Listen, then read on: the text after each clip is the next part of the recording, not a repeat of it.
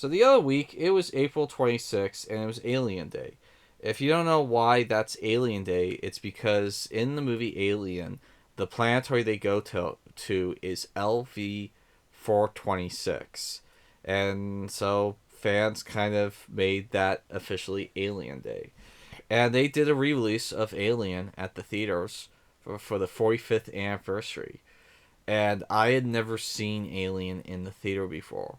So I went and saw it, and unfortunately, it was only the theatrical cut. It wasn't the director's cut, which I kind of like more.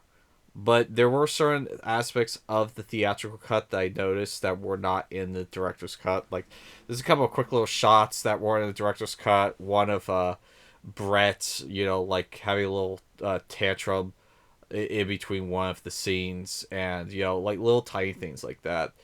And overall, I do prefer the director's cut. There's a couple of extended scenes in that one that just kind of flesh out the movie a little bit better and kind of make me personally like the crew a little bit better. Like there's this one scene in the director's cut where Lambert just full out open hand bitch slaps Ripley because she wouldn't let him in to the airlock. And like kind of extended scenes like that I really enjoyed. But yeah, I had seen this movie so many times before, and I was so excited to see it at the theater.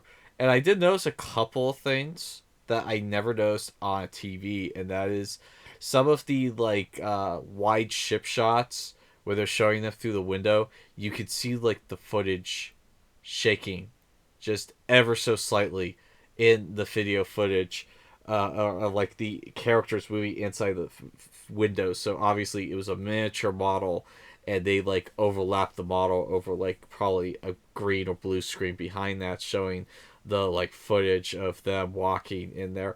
And I never noticed that on TV, but at the theaters I noticed it. And so kind of little tiny things like that I noticed at the theater. It's absolutely worth experiencing at the theater if you ever can. It's one of those all-time classics. And one of the things about this film is it's not really a movie you can review anymore because everyone's already reviewed it. And it's kind of pointless for me to do a review on 1979's Alien because, in my opinion, it's like one of my top 100 greatest films of all time.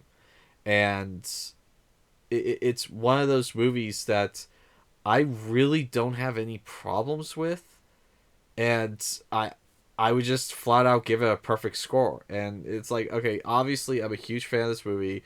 Obviously I'd give it a perfect score, and obviously I have a bias towards this film. I grew up with this franchise. And so I can't really do a review on this film. But I can talk about kind of my thoughts on the film and sort of the impact it's had on me. And I won't make this too terribly long, obviously, but yeah, I really enjoyed this film. And one of the funny aspects to this film is that I did not start off with 1979's Alien. I started off with Aliens, 1986's Aliens. And as a kid growing up, I thought that was the first one. And I thought it was a little weird that they were talking about this backstory with this woman, Ripley. It's like, why didn't we see a movie about her time dealing with these things? And, like, I couldn't understand it. And then I saw on TV one time Alien 3. I'm like, whoa, whoa, whoa, whoa, whoa. When did Alien 2 come out? And like my dad explained to me, no, Alien 2 is the one where they go to the colony planet with the Marines. Like, no, that's Alien 1. It's like, no, that's Alien 2. It's called Aliens. And I'm like, what? Like, yeah, it's called Aliens. It's like, well, what was the first Aliens called? It's like Alien. Like, what? And so it's like, well, can I see it? It's like, I don't know. It's pretty graphic. It's like, well, I wasn't until I was, I'd say, I think I was 16 when I finally got to see 1979's Alien.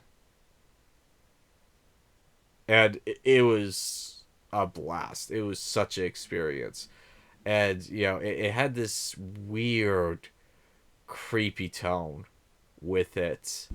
I mean, even before they landed on the planet, the ship had this weird, creepy atmosphere to it. Like the white areas just felt way too white and sterile to me, and then like the dark areas, it felt like anything could jump out at any second. And obviously that was intentional. I mean, obviously that was intentional, and it worked. But like the other thing I absolutely loved about that movie was the crew.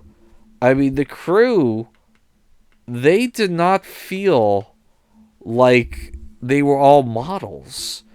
The only one that kind of felt like a model was Sigourney Weaver, and even then, she didn't feel like that much of a model. There were certain shots she seemed like it, but she did kind of seem like a college kid. And that was one of the things I liked about the crew. Two of these guys, they looked like, nerds, Ash and Kane. Two of them looked like blue collar oil workers, Dallas and Parker. Uh, you know, um, and Brett even he looked like a blue collar worker. Lambert and Ripley, they looked like college students. I mean, none of these people looked like movie stars, and I love that about that movie.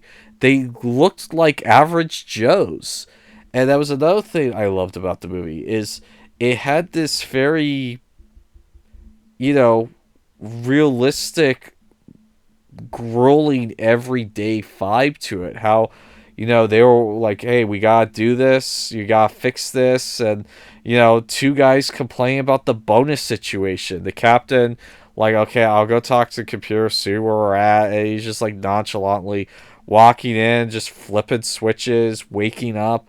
And they did an excellent job on making it feel like, yeah, this could just be everyday life in a couple 60, 70 years.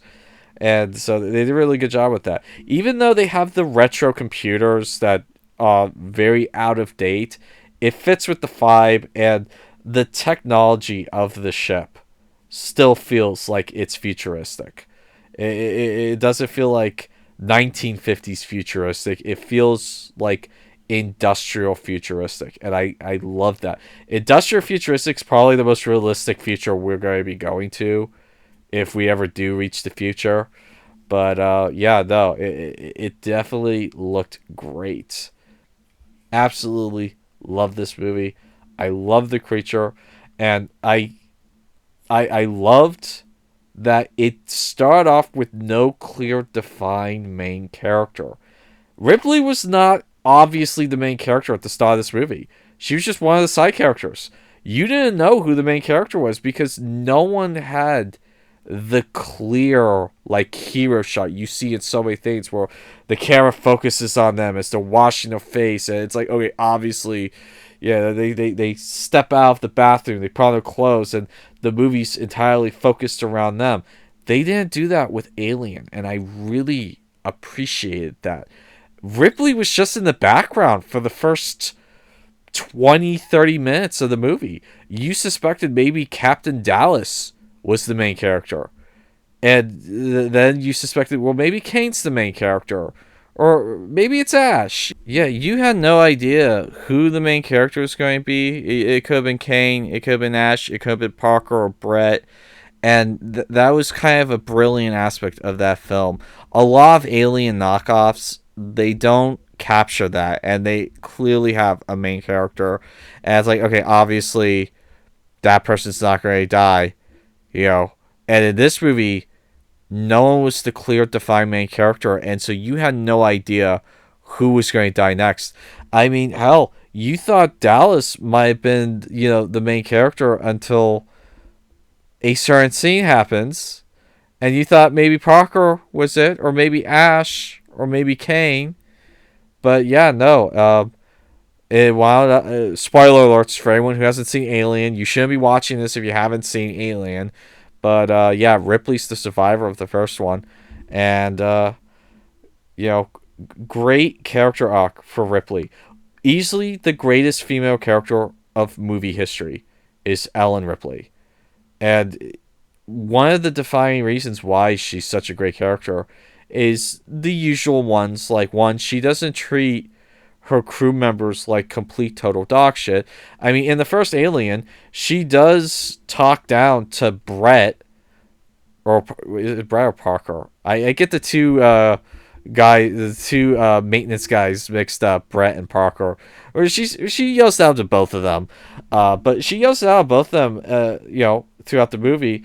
But like, it's kind of a nonchalant, like, funny way. And then there's this one scene when they're starting to get picked off. She yells at one of them, like, to get him to listen to her, and he does.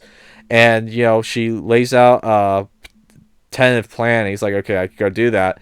And she wasn't yelling at him to show that she's superior to him. She was yelling at him to get him to stop panicking, because she needed everyone to focus, and she needed everyone to help, because together they were stronger than separate and apart.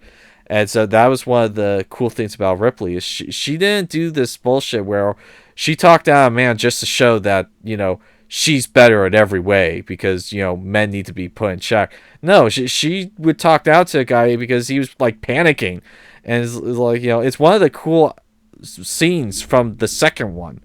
I know I'm talking about the first one, but just real quick, I'll talk about one of the best scenes of the second one. Is Hudson is freaking losing his mind. He is just breaking down, going nuts, and she screams at him saying, "Damn it, Hudson, I need your help. I can't do this without you." And while she's yelling at him, she's telling him positively, "We need you. It's not like you're useless." She's not telling him he's useless. She's saying, "We need you." And as she's yelling at him, saying, "We need you. We can't do this without you," he starts calming down. He starts like going, "Yeah, I can do this." And then by the end of the movie, Hudson is like pulling his weight like no one's business. And he had a great character arc.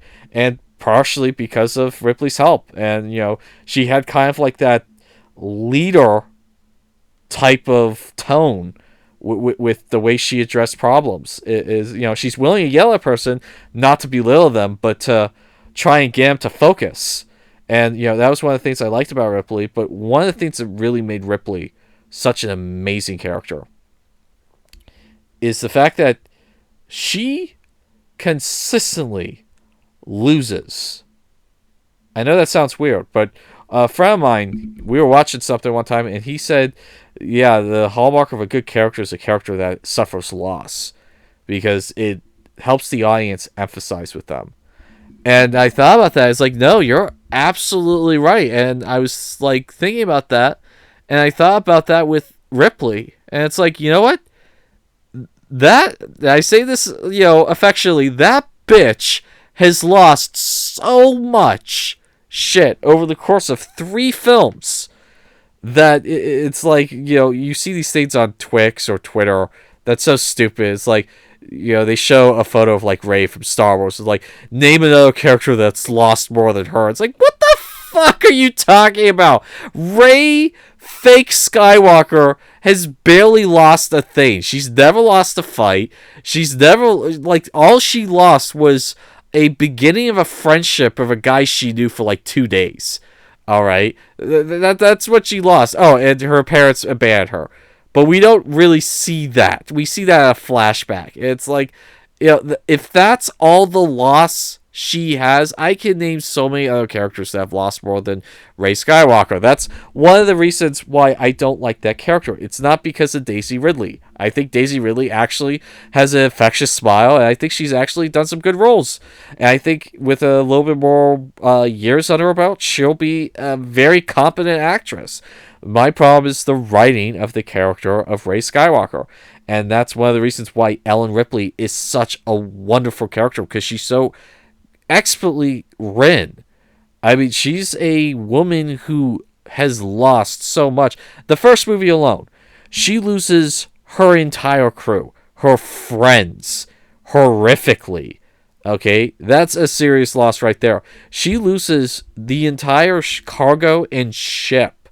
So all that work that they had done prior to the movie, gone. All right, she loses her sanity in this film. Okay, severe post-traumatic stress. She barely gets by with her life. And then you get to the second one, it's even more. She loses even more. I won't spoil anything for the second one if you haven't seen it. It's been 40 years, guys. You should watch the second one. If you haven't watched it by now, you really should watch it. But yeah, no, excellent character. Absolutely loved that character. I mean, it just helped put this movie over the edge.